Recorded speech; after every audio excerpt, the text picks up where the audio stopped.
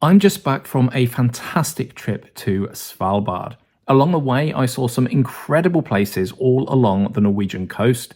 I ate some of the best meals of my life and even saw some sensational northern lights. Join me on Hurtigruten's Svalbard line as I take you from Bergen all the way up to Longyearbyen day by day. Regular viewers will know I love visiting Svalbard. Hurtigruten's Svalbard line is one of the newest ways to travel there, so of course I had to try it out. Now, if you think you know Hurtigruten from the Norwegian coast, think again, because the Svalbard line is a unique voyage. With interesting stops in tiny Norwegian ports, different from the coastal route and other cruise lines, all-inclusive food and drinks, and a more cruise-like experience in general. Just before we get started, check out lifeinnorway.net for more on Norwegian cruises and all things Norway in English. Now, let's begin down in Bergen. So it is embarkation day here in Bergen, and I am genuinely excited about this trip. The Svalbard line caught my eye as soon as Hurtigruten announced the route a year or two ago. It's a summer-only service, and this is the last trip planned for 2024 as we're already in September. I managed to find space at relatively short notice for the Northbound trip from Bergen to Svalbard. The trip starts here in Bergen from the same terminal used by the coastal ferry ships, albeit with an earlier departure time of 2:30. Because of this, I came down to Bergen the day before. This means less travel stress, and I got to spend the afternoon wandering around Bergen. This is something I always recommend doing. From the funicular railway and cable car to the historic downtown area, Bergen is full of things to see and do before your trip. Anyway, I don't know about you, but I am excited to get on board and get this trip going. It's about 11 o'clock, check-in is about to open, so let's go. Check-in was very quick and very straightforward. It was just a quick safety video in the terminal itself, and then we were free to board the ship. Now, although the cabins weren't available straight away, the restaurants were open, so we were able to enjoy a quick lunch while we waited for the cabins. And that, by the way, included glasses of wine, which are included here on the Svalbard line, unlike the coastal ferry route. The ship that Hurtigruten uses for the Svalbard line is the MS Trollfjord. This used to be a member of the coastal fleet, but a year or so ago it received a substantial refit to get it ready for use on the Svalbard line in the summer and the Nordkapp line in the winter. The result? Well, it's turned from what was a nice ferry into something resembling a cruise ship, really. Although, of course, it doesn't have the facilities of modern cruise ships. My first impressions have been very positive indeed. But now it is time for the sail away from Bergen. This is something that is always a fantastic experience, so I'm going to head out on deck for that. The sail away from Bergen was done in glorious weather, which drew the majority of guests onto the top deck to watch our departure from Norway's second largest city. Well, perhaps it was the glorious weather, but I'm sure the free glasses of fizz helped too. Just minutes after we left Bergen, the arriving Hurtigruten coastal ferry took our place, and soon it was time for the first of many really good dinners.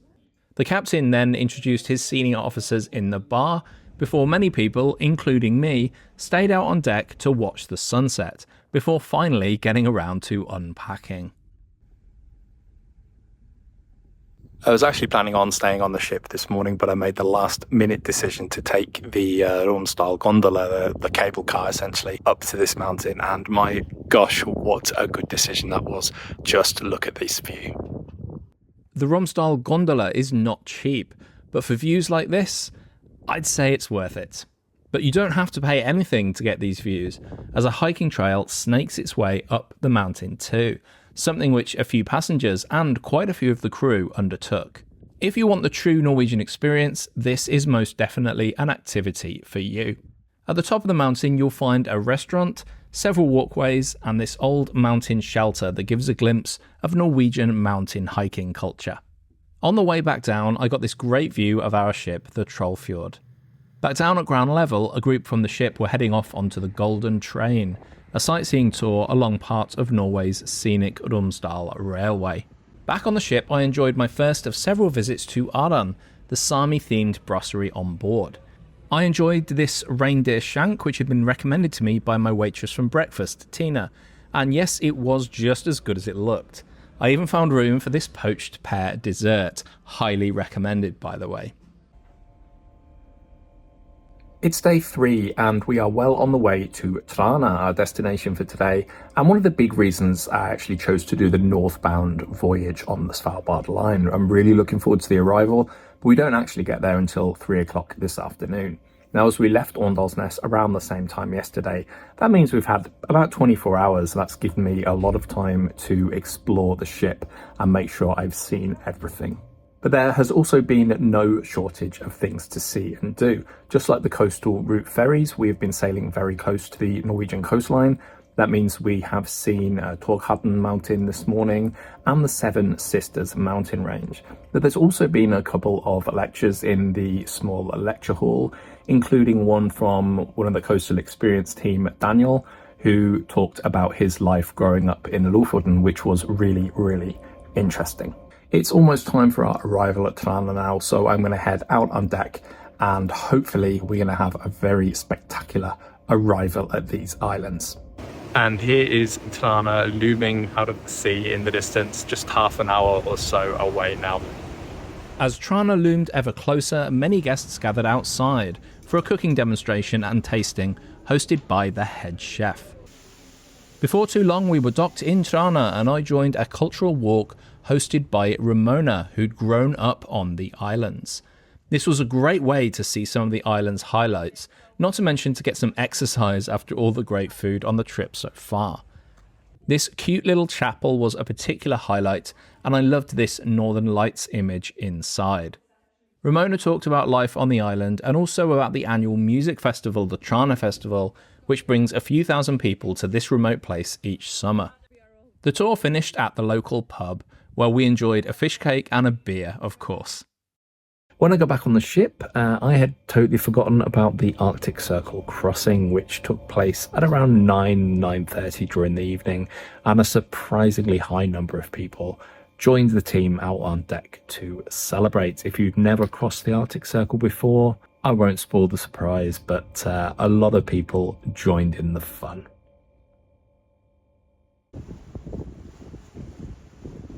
It's bright and early on day 4 and I'm up early to see the sail into the beautiful Lofoten Islands, which are rising out of the water behind me right now. The Lofoten Islands are one of my favourite parts of Norway for sure, and if you've been there I'm sure you'll understand why. You can see Lofoten on the coastal ferry with stops at Svalbard and Stamsund, but because there are no local passengers on these signature voyages, the port calls are much longer. This meant there was plenty of time to explore the scenic western end of Lofoten from Reina, somewhere very few, if any, other cruise ships dock. We've arrived in Reina. It is a little rainy, dreary today, but that's what Lofoten is all about. So what I'm going to do today is catch a bus tour of the islands. The first stop on the guided tour of Lofoten was År, a small fishing village turned museum at the western end of Lofoten. Several old boathouses and other buildings were open here to enjoy, with guides on hand to explain the traditions. From here we continued on through epic scenery to Flakstad, where we stopped briefly at Flakstad Church before stopping at Ramberg Beach, seriously impressive despite the pouring rain.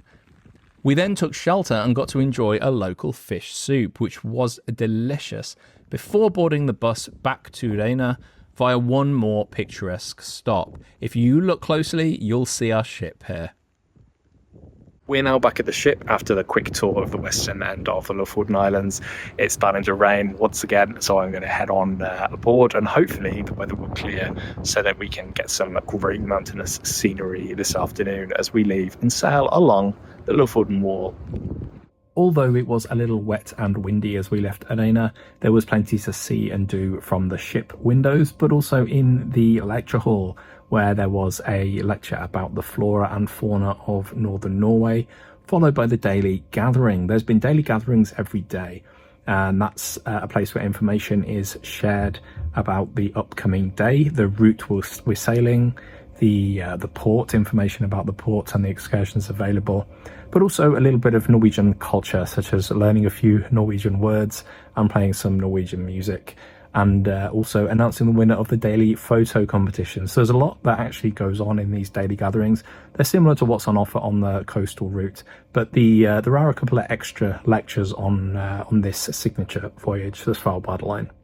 Now, we've just sailed past Henningsvær, a really lovely part of Lofoten. We're not calling there, but we sailed very close by, so there was a lot of people out on deck to take a look at the scenery. The weather is absolutely starting to improve, and the forecast looks very good for Tromsø tomorrow. Now, the improvement in the clouds today and tonight is really relevant for us because there is a strong Northern Lights forecast for tonight. So whatever plans I may have had for the evening have just changed. I shall be out on deck aurora hunting. This is not something I expected to see on the Svalbard line. It's a summer service. I am sailing in early September. There's always a chance in early September, but it's something that certainly isn't advertised or even expected as part of this voyage. So it will be a real treat if we get to see them tonight. It's day 5 and we have arrived in Tromsø. It's a little later start for me today, given that I was up watching the Northern Lights last night till gone midnight.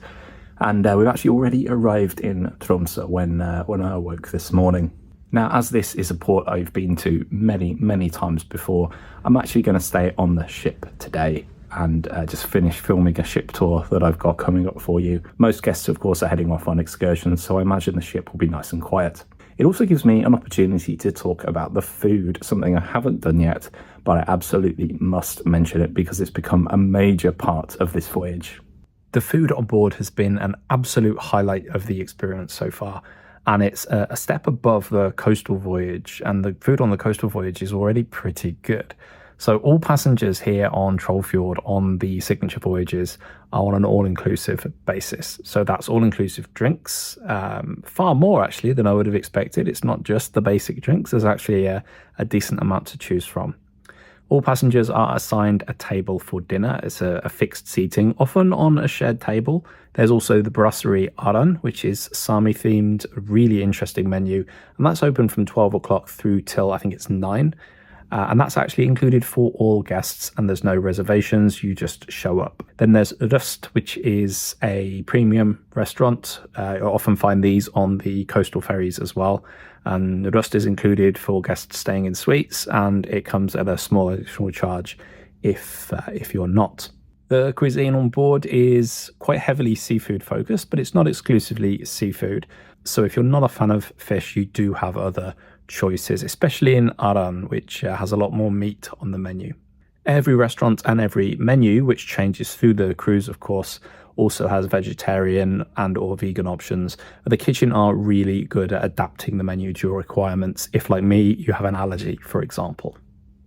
I've just come back inside from one of the best Northern Lights displays I've seen in ages. Just as we got a call about the outdoor food event being about to start, the aurora came out, and it wasn't actually completely dark. We saw a streak in the sky, and it just kept getting better and better and better. The lights always look better in photos, but even to the naked eye, it was a really special display tonight. It's the morning of day 6, and we are heading into Honningsvåg. It's somewhere I've been before. I've spent some time in the town and of course been to the North Cape. That's where the majority of passengers will be heading today, I'm sure. And I'll be joining them on a bus tour to the North Cape. And I plan on taking some pictures, taking some video, doing my usual thing while I'm there. Then it started rising up again when the ice melted. So we find the oldest beach lines up at 90 meters in the hillside. Then 40. So made it to Nordkapp. It's actually quite quieter than I was expecting. There was a lot of coaches coming back along the road as we made our way here. It's about 3 o'clock in the afternoon, and it's a really nice clear day. You can see a few clouds behind us, but there's no fog over the plateau, which is very unusual even in the summer. After a very nice visit to Honningsvåg and the North Cape, we sailed away by going around Margarøy Island and past North Cape from the sea. And what an incredible sunset it was. I was fortunate enough to be eating dinner as we sailed past, and I, like many others, just stopped what we were eating, raced upstairs to film the sunset as we were sailing past the Cape. A really nice memory. But things got even better later in the evening. The northern lights were forecast to be strong, and we were sailing north away from Norway towards Svalbard, and we were sailing into a completely clear sky. Now, I checked my Aurora forecast app, which up here you don't tend to need to do. It's really cloud cover that matters more. And it said 100% chance of a sighting, which I've never seen on the app before. So I raced straight upstairs, of course, and there they were. It was still light. It was only just getting dark, and I've never really seen the Northern Lights so strong in that environment, but they were there. And 2 or 3 hours later, we got a truly spectacular display. I've probably said those words already on this cruise, but this was the 3rd night in a row that we've seen them, and this was the best of the lot. In fact, it was one of the best displays I've ever seen during my time in Norway. The weather was surprisingly mild. It did start to get a touch windy, but really there was no need to be completely wrapped up warm. Just the usual outdoor clothes were more than enough. And it was really nice to get to know people from all around the world that were out on deck watching the lights. It's very early on day 7, and we have started the crossing over to Svalbard. It's a complete sea day today, so we'll see what's in store. I wondered if there would be enough to do on a small vessel with an entire day at sea, but I needn't have worried. After a relaxing morning, we approached Bjørnøya, or Bear Island, a landmark between northern Norway and Svalbard, and one that's home to seemingly millions of birds. Once we'd passed Bjørnøya, I had a very light lunch, as only a few hours later I would sit down for afternoon tea in Røst. This spread was specially made for me because of my allergy, and it was a delightful combination of British and Norwegian, with a light fragrant tea to accompany it, of course. It was the ideal way to round off a relaxing day at sea. One thing I haven't talked about much is the cabins, because, well, I haven't spent much time in mine at all. Accommodation is small compared to cruise ships, and while perfectly comfortable, why would I look out of this window when I could sit in a lounge or even be out on deck and get views like this? Simply put, I just used my cabin as a place to sleep and shower. I did get the chance to see a lot of different types of cabins, so if you're interested in this side of things, make sure you're subscribed so you don't miss my complete tour of the Trollfjord coming soon. It's another very early start and a very windy start here on day 8. And there's a very good reason for that, a very good reason why I'm out here on deck 9 before 7 o'clock in the morning in the fierce wind.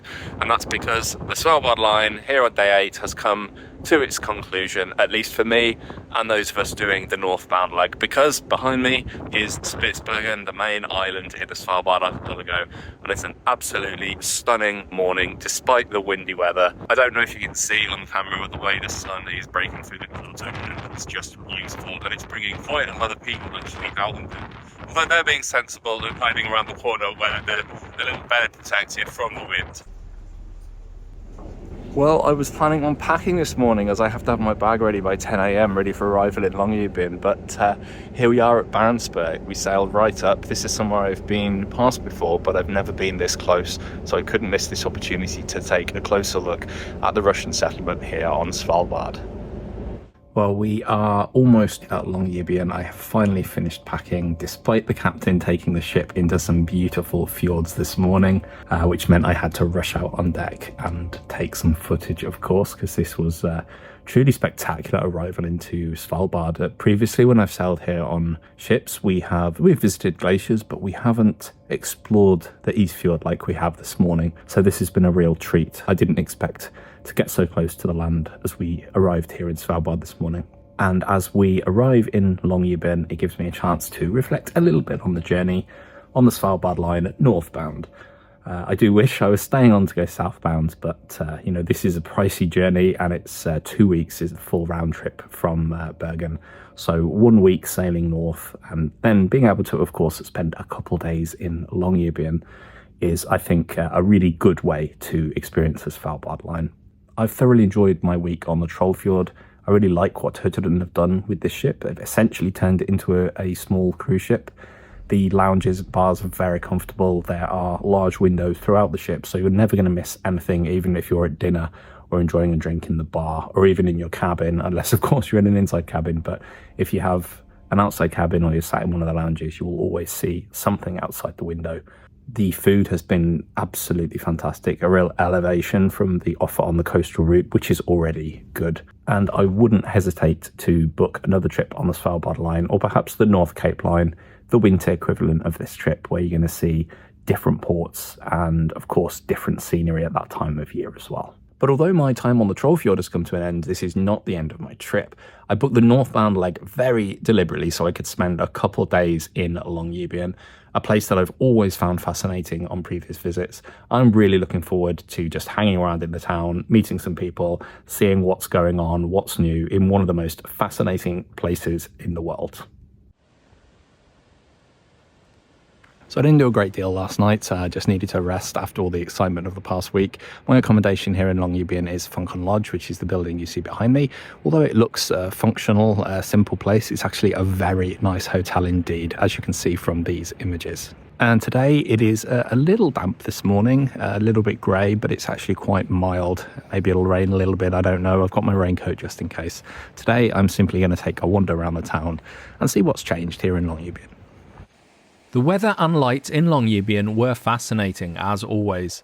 It seemed to change by the minute, from the mist floating along the fjord to the beautiful golden light, giving the town a glowing autumnal look. Somewhere not new, but that I hadn't been before, was Norway, an art gallery that had been recommended to me by one of the Coastal Experience team on the Trollfjord. There were two exhibitions here, one by Norwegian artist Kåre Tveter, known for his precise observation of the Arctic terrain and light conditions on Svalbard. But it was the other exhibition that will stay with me most. Tidslag, Everyday Life on Svalbard, is a photographic chronicle of the history of Longyearbyen through 3 generations. Photographs from the 1950s are displayed side by side with modern versions taken by the original photographer's granddaughter. This exhibition remains open until November 2024, but if you're visiting after this time, I'm sure you'll find something equally interesting. I am always intrigued by Svalbard every time I visit. If you're planning a trip on Hurtigruten's Svalbard line, or by other means, watch this video next to understand some of what makes Longyearbyen unique, complete with lots of advice from locals on how to behave during your stay in this remarkable place. Thanks for watching.